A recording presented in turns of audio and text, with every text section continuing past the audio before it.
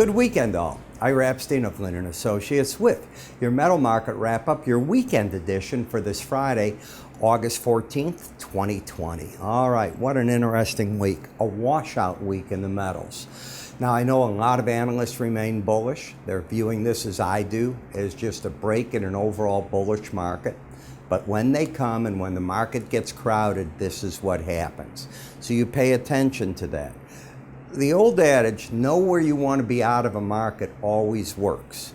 And I've watched a lot of traders make killings and lose fortunes. And this week I saw some fortunes lost because people go, oh, it's just a break, it's going to come back. And it's always a question of not being just right if it comes back. It could come back later. You have to have the money to withstand it. And if you overtrade, in other words, too many contracts on when a correction happens and you're a longer term trader, you're not well enough capitalized. Been around this, seen it. That's what you be careful of.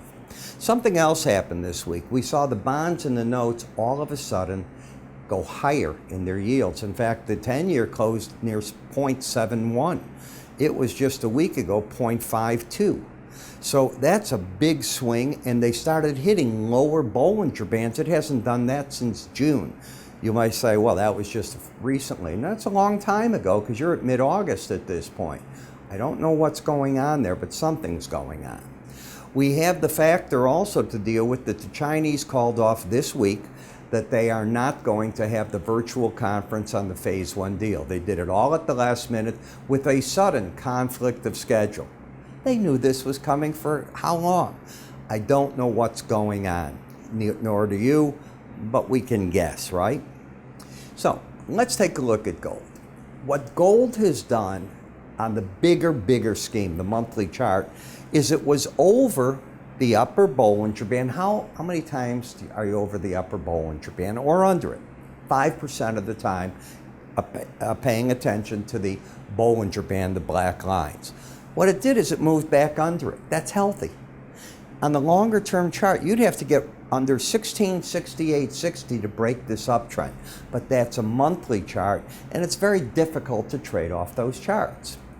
When we look at a weekly area chart of closes, we've dropped $73 this week from the high. So from 2010, the highest close we had on a weekly chart, this is the reaction. So we've got a $73 reaction so far. The break low, if it went to the 18-week moving average of closes, would be $1788.30, and that's pretty far from here. It's another $150. I'm not saying it'll do that. I'm saying that would be where it's at. If you take a look at the weekly chart, you can see how the market's had this big spike. You galloped to that number. Now, when I use the word gallop, the market was going more normal here. All of a sudden, you get it $87, $65. This on a weekly basis. $47 higher close. You're sucking in money. Now the question is there going to be money to support the market on a break? And that's what you always worry about. Let me tell you also another feature of futures. They break quicker and faster than they go up. So your break here was $73 so far. Big and certainly painful for some. What about break low? Not in jeopardy of taking it out yet. That would be $1791.10. The 18-week average of closes when we reopen on Sunday night. This number is going to be over that number. And the reason is, you can see you're going to drop a lower number back here 18 weeks ago, probably in this area, and you're going to replace it with a higher close. Just the math is going to kick the number up, and it'll be over that number.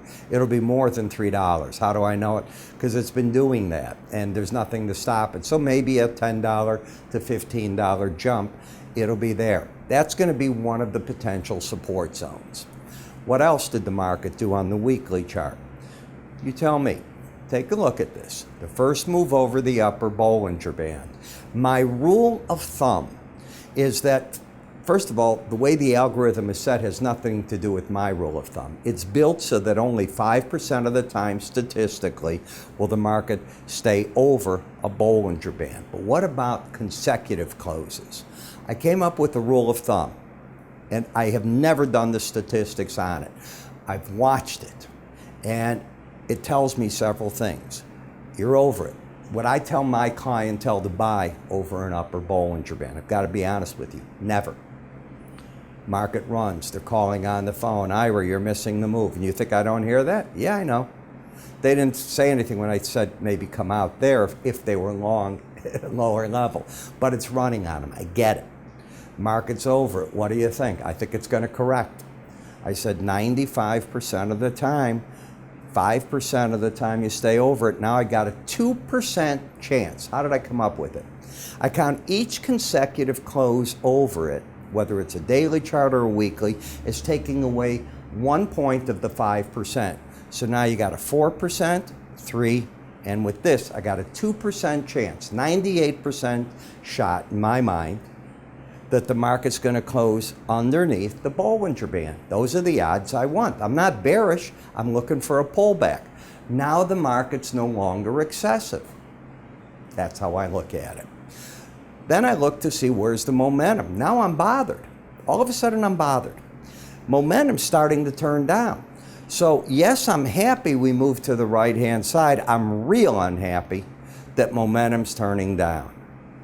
Warning sign. I don't know how to say it any other way. I'm certainly not against buying gold on a deep break.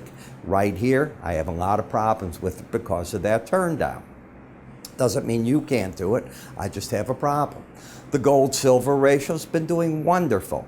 It's corrected from 120.22 to 74. And silver chart, if we look at it, this too is acting like the gold. So if we come back here and we look together, this is the first settlement over the band, the second, the third. Wow.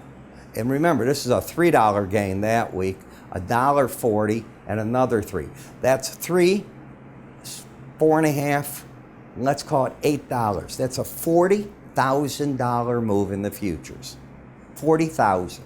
And yes, there are people that were making it. Here's what happens to people.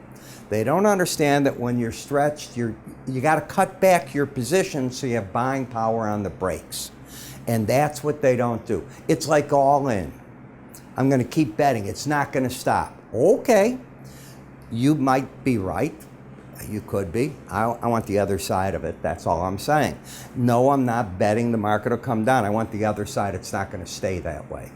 And that's what I count on. Now, you closed at 26.089. The upper Bollinger Band's 26.2550. So now you're back under it. So you're not a stretch, but I am bothered. The momentum's turning down here. I probably sidelined. Copper market. Why is copper suddenly breaking on this? Now, the momentum stayed okay, but the market went into a corrective mode. Is it going to make a run for this level?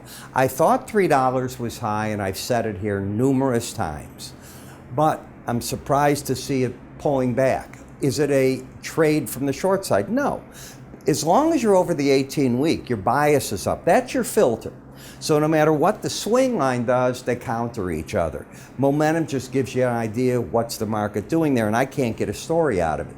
It's still both numbers over 80. It hasn't yet turned down. When I look at the platinum market, it's the same thing. You're fighting at the upper Bollinger Band.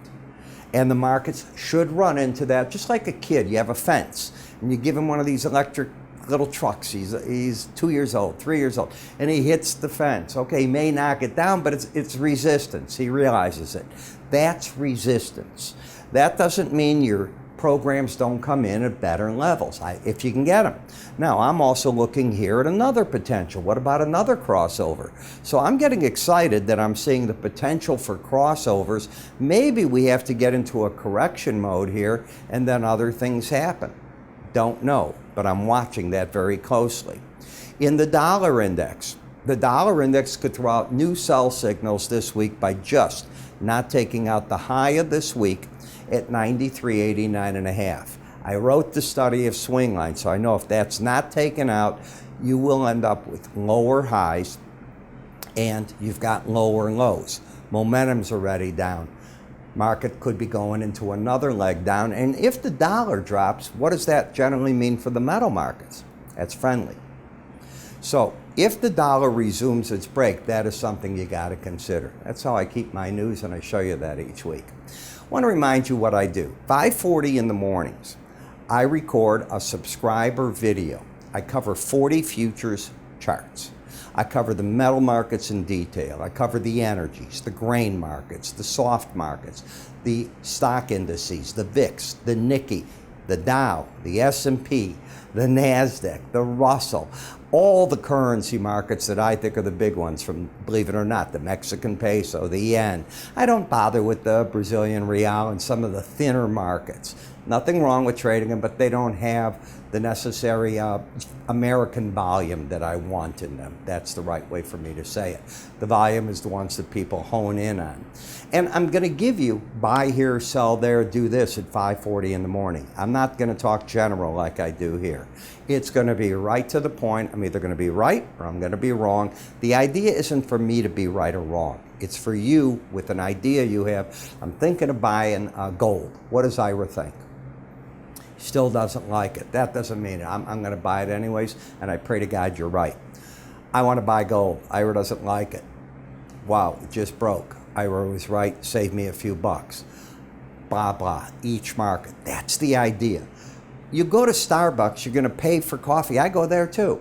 You're going to pay on the big drinks, just like that price. Well, that's how I priced it. For 30 days, you get my thing to take a look. I believe you'll get hooked on it. And I don't just give you this. I have a live webinar this coming Sunday night at 5 p.m.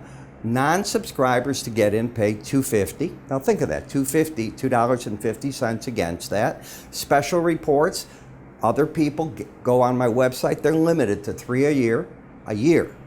You get each one for free. I charge $2.50 for those. And when I do a webinar, I post it on the website. It's $3 for anyone that wants to view it and not come in live to it. Got it? So the value, it's payback time because there's so much that we do. Why not give it a try? Go to our website under the word research. You look at it yourself. The worst case event, you're going to be out $7.95. I'm Ira. Have a great weekend. I'll see you all come Monday.